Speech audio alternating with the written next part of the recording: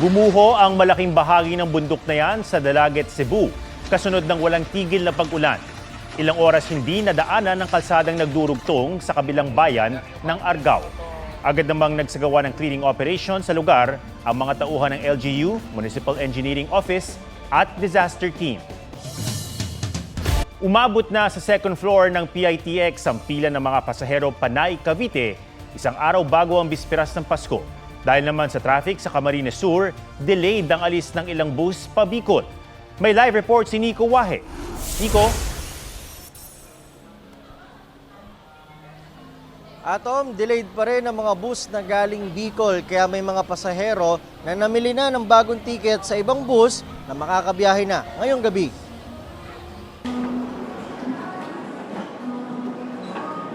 Hindi sira ang escalator na ito sa PITX. Sinadyang hindi pinaandar para gawing pilahan ng mga pasahero Panay, Cavite na umabot na sa second floor.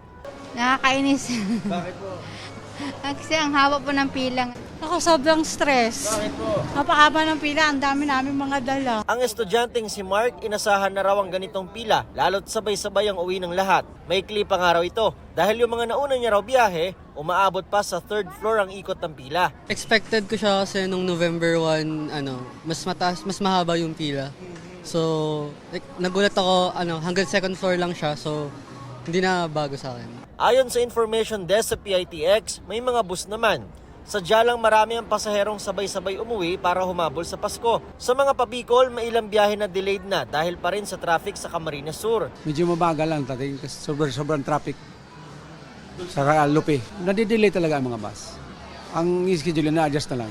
Si Teresa nga kahit nag-online booking na noon pang November para sa ngayong gabing biyahe, hindi rin natuloy dahil walang bus. Supposed to be 23 yung biyahe namin, in-adjust nila ng 24 dahil daw sa traffic. Nag-feedback sila kahapon lang din, pero medyo na kasi pabalik na din kami. So hindi kami na-inform. Kaya ang remedyo, bumili na lang ng bagong ticket sa ibang bus na bibiyahe ngayong gabi para makahabol sa Noche Buena bukas. Double payment kami para lang makauwi.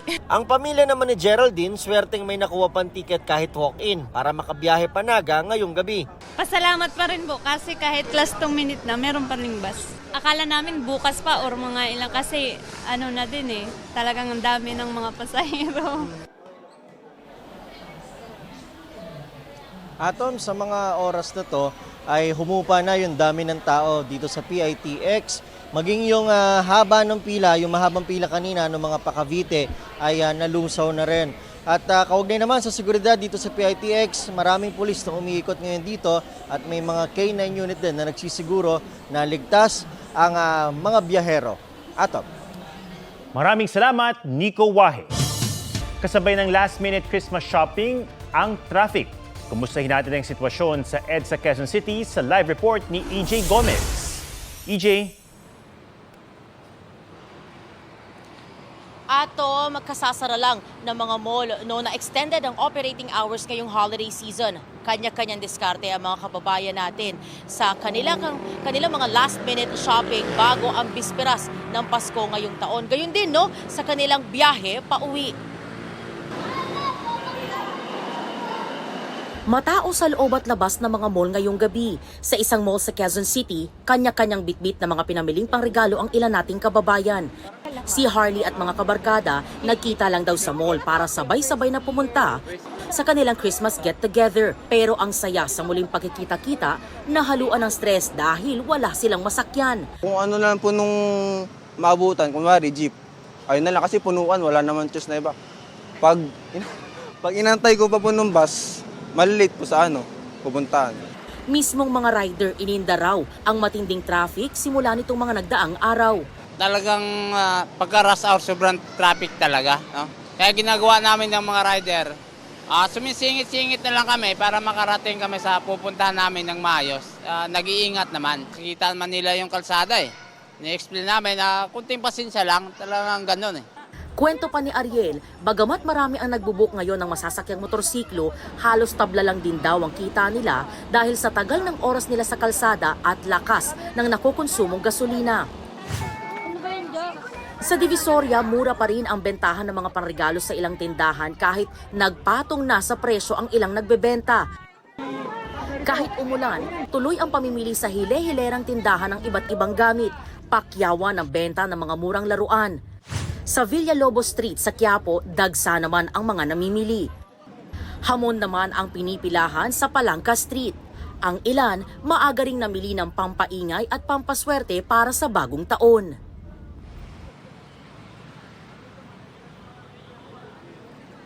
Atom, just an hour ago, mabigat ang daloy ng trapiko dito sa kinatatayuan namin sa kahabaan ng EDSA dito sa may North Avenue. Pero ngayon, napasado alas 11 na ng gabi, wala na tayo nakikita mga motorsiklo na sumisingit sa kalsada dahil medyo lumuwag-luwag na ang daloy ng mga sasakyan.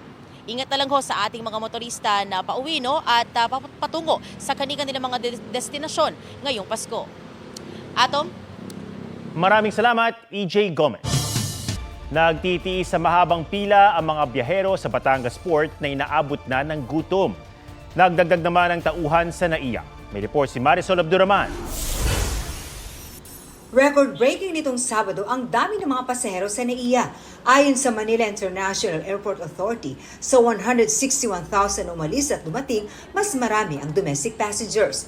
Nag-deploy po tayo ng karagdagang mga tauhan, mahigit 30 po na immigration personnel ang nilatag po natin sa mga paliparan upang tumulong po na maibsan ang mga pila. We have also in place yung atin pong mga mobile counters. Pwede nang bumati ng Merry Christmas ang mga tauhan ng Bureau of Immigration sa mga pasahero. Pero may paalala. Pakita natin yung hospitality natin, pero bawal pong tumanggap ng regalo, ang pagbati lamang po.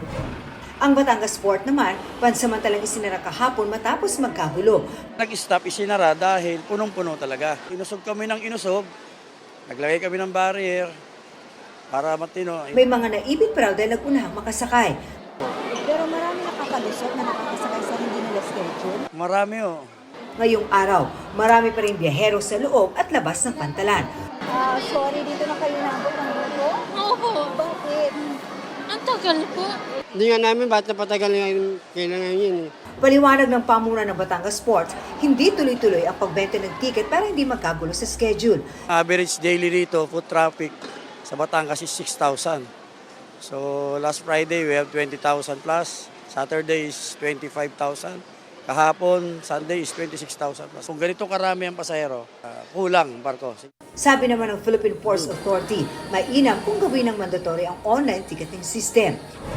Pila-pila na rin ang mga sasakyan sa matong ports sa Sorsogon. Nagpabago ng pagsakay ng Roro buses ang malakas na alon dulot ng shear line.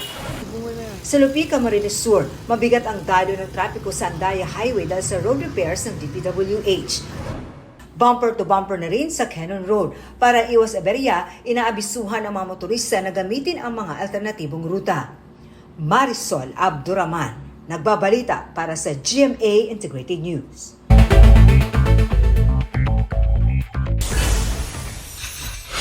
Purchase booklet, hindi na kailangan ng mga senior citizen para makakuha ng discount sa gamot. Yan ay matapos maglabas ng bagong administrative order ang Health Department. John Amores, tinanggalan ng professional license ng Games and Amusements Board o GAB matapos mapatunayang guilty sa conduct unbecoming of a professional basketball player. Ibig sabihin, hindi na siya makakapaglaro sa anumang professional basketball games na saklaw ng GAB, effective immediately. Nag-ugat ang kaso sa insidente sa Laguna noong Setyembre kung saan nakita sa CCTV si Amores na nagpaputok ng baril. Sinabi noon ni Amores na warning shot lang ito para protektahan ang sarili at mga kasama sa banta umano ng mga armadong lalaki. Pero itinuring ng GAB na mapanganib ang kanyang aksyon na nagdulot ng gulo at kaguluhan. Wala pang bagong pahayag si Amores na nahaharap din sa kasong attempted homicide. Tulay na nagkukonekta sa mainland Leyte at Biliran umuuga at tila umaalon-alon pa. Kaya di muna ito pinadaraanan sa heavy equipment vehicles. Sa hiwalay na kuha, kita rin kung paanong umuga ang steel bars ng tulay. Pinapadaan naman ng DPWH ang light vehicles gaya ng passenger van at SUV. Ang mga bus, pinahihinto para magbaba muna ng pasahero bago padaanin. Mark Salazar, nagbabalita para sa GMA Integrated News. Makapigil hininga ang paghabol ng mga residente sa inanod na balsa sa Libakaw, Aklan. Sakay kasi niyan ng isang pasyenteng ihahatid sana sa ospital. Tumulong ang mga tauhan ng MDRMO. Nasagip naman ang pasyenteng dinala sa ospital. Ayon sa Pag-asa, shear line ang nagpapaulan sa Visayas. Trough naman ng dating bagyong Romina ang nagpaulan sa Palawan. Sa Puerto Princesa, mabot hanggang Binti ang baha. Nagmistulan namang dagat ang ilang kalsada sa Digos, Davao del Sur. Epekto ng localized thunderstorms ang pag-ulan sa Mindanao. Ayon sa Pag-asa, posible pang maging maulan bukas, bisperas ng Pasko, sa malaking bahagi ng bansa. Amihan ang umiiral sa malaking bahagi ng Luzon habang shear line sa Southern Leyte at Visayas. Sa rainfall map ng Metro Weather, halos buong Pilipinas ang makararanas ng malakas na ulan bukas. Sa special weather outlook ng Pag-asa, posible pang magtuloy ang ulan hanggang Miyerkules, araw ng Pasko. Amihan, easterlies at shear line pa rin ang magpapaulan gaya sa Metro Manila, Central at Southern Luzon at Eastern Visayas. Easterlies naman ang makakaapekto sa ilang bahagi ng Mindanao. Maganda rin sa posibilidad ng localized thunderstorms sa iba pang bahagi ng bansa. Pinalaya si Pandi Bulacan Mayor Enrico Roque matapos paboran ng korte ang mosyon na ibasura ang warrant of arrest laban sa kanya. Pinaboran din ng korte ang hiling ng alkalde na ibalik sa prosekusyon ang kasong rape na inihain noong 2019 para muling imbestigahan. Inaresto ang alkalde at 2 iba pang opisyal ng munisipyo ng Pandi noong nakaraang linggo. Itinanggi ng alkalde ang akusasyon na gawa-gawa lang umano at may bahid politika.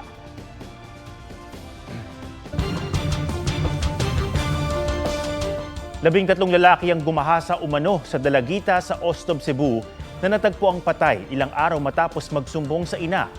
Ayon sa ina ng 15 taong gulang na babae, 3 lalaki ang nakilala ng kanyang anak sa pista sa Ostob na pumilit sa kanyang uminom. Nagtawag sila ng iba pang lalaki at pinagsamantalahan ng biktima nang mawalan ng malay. Isang araw matapos makapag-report sa pulisya, natagpo ang patay ang Dalagita. Inaresto ang 4 sa 13 suspect sa Dalaget, Cebu. Positibo silang kinilala ng mga saksi. Natunto na rin ng pulisya ang lugar kung saan umano ginawa ang pangahalay. Nihanda na ng pulis ang kasong statutory rape na isasampa sa mga inarestong suspect habang inaalam ang pagkakakilanlan ng iba pang sangkot. Hinihintay din ng pulisya ang resulta ng autopsy sa bangkay ng biktima.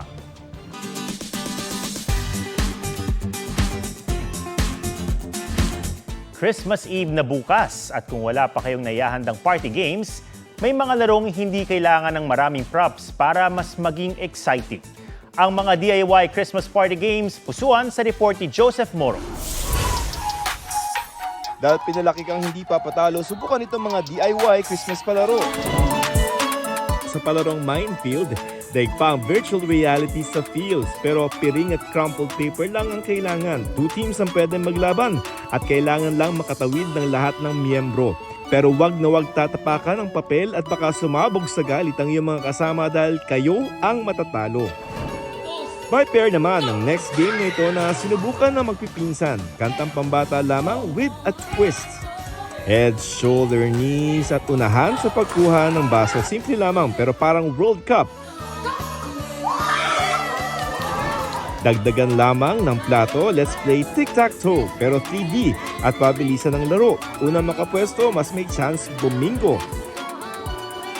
Kaya kahit panahon ng bigayan, tiyak hindi papatalo ang mga matindi ang pangangailangan. Joseph Morong, nagbabalita para sa GMA Integrated News. Huwag magpahuli sa mga balitang dapat niyong malaman. Mag-subscribe na sa GMA Integrated News sa YouTube.